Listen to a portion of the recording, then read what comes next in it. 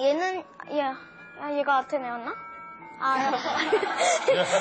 아라크나가요. 더 꼼꼼히 하고 있으니까요. 더 꼼꼼한 작업 때문에요. 옷이 되게 예뻐가지고 얘가 성자가 됐을 거예요. 그렇죠. 꼼꼼한 수작업을 통해서 알겠습니다.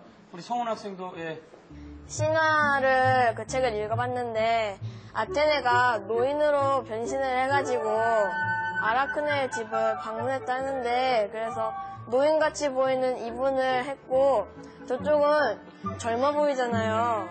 그래서 저분이 아라크네 같고 이긴 쪽은 아테네 같은데 아까 아라크네가 이 그림에 신을 모욕하는 장면이 나왔다 했는데 그것 때문에 그 아테네가 화가 나가지고 그리스 로마 신화를 보면은 그 아라크네를 거미로 만들어 보였다고 하는 게 봐서 그런 것 같아요.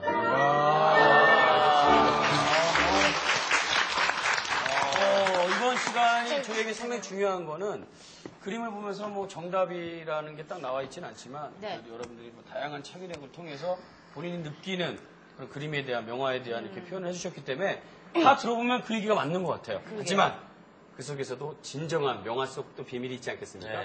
교수님, 뒤에 그 보이는 천, 여기에 그 신을 모욕하는 내용을 수놓았기 때문에 아테나가 아라크네에게 벌을 내리려고 하고 있습니다. 그러면 진짜 우리 중요한 그 대결에서 누가 이겼느냐? 사실은요, 아라크네가 이겼다고 할 수가 있습니다. 막상 대결을 해보니까 아라크네의 솜씨가 정말 보통이 아닌 거예요. 그러니까 아테나가 아무리 신이지만 막 질투를 느꼈던 거죠. 그런데 그 내용에 신의 비행들을 적어놔서 모욕하고 조롱하는 내용을 써놓은 거죠. 자, 여기에 정말 질투와 모욕과 화가 폭발을 해서 결국은 어떻게 했냐면 아테나 여신이 그 아라크네가 짜고 있던 철을요. 다 찢어버립니다. 그리고 들고 있던 북 있죠. 그 배 짜는 기구. 그거로 아라크네의 이마를 내리치죠. 자, 그러자 아라크네가 스스로 목을 매서 자살을 했습니다. 근데 여기서 끝나는 것이 아니라 아테나는 결국은 아라크네의 목숨을 살려줍니다. 하지만 이 교훈을 잊지 않고 살게 하기 위해서 자자손손 거미로 살면서 제 몸뚱이에서 실을 뽑아 살게 하는 벌을 내렸다고 하는 거죠.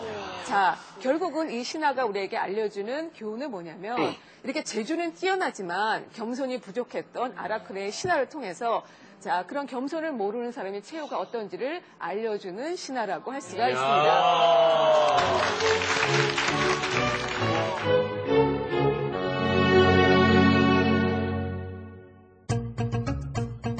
이웃한 주름개미 무리들의 우연한 만남. 만나자마자 벌어진 몸싸움. 싸움의 원인은 주로 먹이나 영역 때문입니다. 본격적인 전쟁은 동료들이 몰려들면서부터 시작됩니다. 개미들에게 전쟁이란 항복도 타협도 없는 치열한 싸움입니다. 밤새도록 계속되던 전쟁은 결국 잔인한 결말을 낳습니다. 패자 쪽의 여왕개미가 끌려나와 처형됨으로써 전쟁은 끝을 맺게 됩니다. 한 왕국의 완전한 몰락. 반면 승자의 왕국은 나날이 번성할 것입니다. 1억 년 이상 지구상에서 번성해온 개미. 그 개미들만의 비밀스러운 세상 속으로 들어가 봅니다. 오늘은 새로운 왕국이 탄생하는 중요한 날. 수개미들은 살아생전 딱 한 번 이뤄지는 짝짓기를 위해서 지상으로 올라옵니다. 그 뒤를 이어 지상으로 올라오는 공주개미도 세상 구경은 처음입니다. 짝짓기를 하기 위해서 하늘을 날아야 하는 공주개미. 다른 개미보다 몸집이 크기 때문에 하늘을 나는 데 도움이 될 만한 지지대를 찾아 나섭니다. 공주개미. 지지대를 찾아 하늘을 날아오릅니다. 짝짓기가 끝나면 죽는 수개미. 그동안 비축해둔 힘을 이용해 마지막으로 최대한 하늘 높이 나옵니다. 드디어 하늘에서 시작된 개미의 짝짓기. 이 성스러운 의식을 혼인비행이라고 합니다. 물론 땅에서도 짝짓기는 가능합니다. 하지만 수개미가 높이 난다는 건 그만큼 우수한 유전자라는 것. 완벽한 왕국을 꿈꾸는 공주개미에게 가장 필요한 것입니다. 혼인비행을 마치면 비로소 여왕개미가 되는 공주개미. 하지만 모든 여왕개미가 왕국을 건설하는 건 아닙니다. 혼인비행 직후 여왕개미는 일생에서 가장 큰 순환을 당하게 됩니다. 탈진한 여왕개미를 노리는 수많은 천적들. 혼인비행 직후는 힘안 들이고 먹이를 구할 수 있는 순간이기 때문입니다. 그렇다면 개미의 영역은 안전할까? 개미에게 다른 집단의 개미는 그저 침입자일 뿐.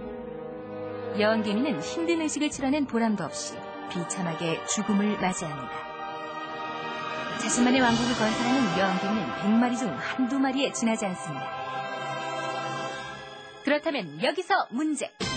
여왕개미가 혼인비행 후 지상에 도착해서 가장 먼저 하는 일은 무엇일까요? 한 차례 혼인비행 후 평생 굴에서 알만 낳는다고 합니다. 뭐 만약에 사람이라면 사실은 혼인신고부터 할 텐데 혼인비행하고 왔으니까. 근데 제가 예전에 그 베르나르 베르베르가 쓴 개미라는 책에서 봤는데 평생 굴 속에 있다 보니까 제 생각엔 관광을 좀 하지 않을까. 관광. 네. 실컷 다 이제 돌아다니고. 유치에 일어나서 많이 돌아다닌다. 네. 많이 이제 보고 이제 평생 거기 살 거니까. 땅 보러 다니는 거네요, 그러니까. 그렇죠. 예. 좋은 곳. 알겠습니다. 공감하세요? 우리 저기냐? 아니래요. 예. 그러면 어떤데? 그냥요. 그 남편이 죽는다고 했잖아요. 네. 그러니까요, 남편의 무덤도 찾아주고요. 남편을 보호해줄 것 같아요. 정말 착하네요. 예. 힌트는요, 개미 그 스스로 몸에다 뭘 해요? 평생 땅속에서 알만 나니까 예. 날개가 필요 없잖아요. 그죠? 그래서 정훈이가 날개를 살짝 알려준 건데 얘기해봐. 설국수. 성훈이가. 날개를 떼버리고 굴을 파요. 맞다. 오! 육지에 내려서 날개를 먼저 떼고 굴을 판다. 또 날고 싶으면 안 되니까. 그쵸. 대단하. 아니, 날개 때문에 여왕. 나 책에서 본 적이 다 책에서 봤어요, 속주? 나왔어? 진짜로. 아니, 최종 의견만 얘기하세요. 최종 의견. 날개를 뗀다. 날개 뗀다. 날개를 뗀다. 날개를 뗀다. 날개를 뗀다. 따라쟁이. 좋습니다, 뭐. 잔다. 잔다요? 엄마 혼자 그렇게. 우리 엄마 혼자 그렇게 하시래요. 무슨 팀이죠? 자, 네, 모녀 팀. 알겠습니다. 그럼 날개를 뗀다로. 네, 날개를 자른다. 자른다로 네, 가겠습니까? 날개를 자른다. 뗀답니까? 자른답니까? 자른다. 내린 MC 자른다. 뗀다. 뗀다. 날개를 없앤다. 없앤다. 나왔습니다. 모녀팀 없앤다. MC팀 네, 자른다. 자른다. 네. 자, 우주팀 뗀답니다. 자, 여러분. 정답하면 보시죠. 정답은 자신의 날개 떼어내기.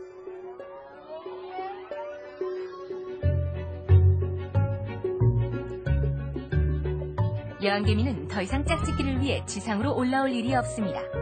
남은 인생은 컴컴한 굴에서 살아가야 합니다. 아직도 위험천만인 지상. 위험에서 벗어나기 위해서 최대한 빨리 보금자리를 찾습니다. 적당한 곳으로 물색하여 정성스럽게 보금자리를 만듭니다. 하지만 이것으로 끝이 아닙니다. 왕국에는 백성이 필요한 법. 이제부터 여왕개미 알라키가 시작됩니다.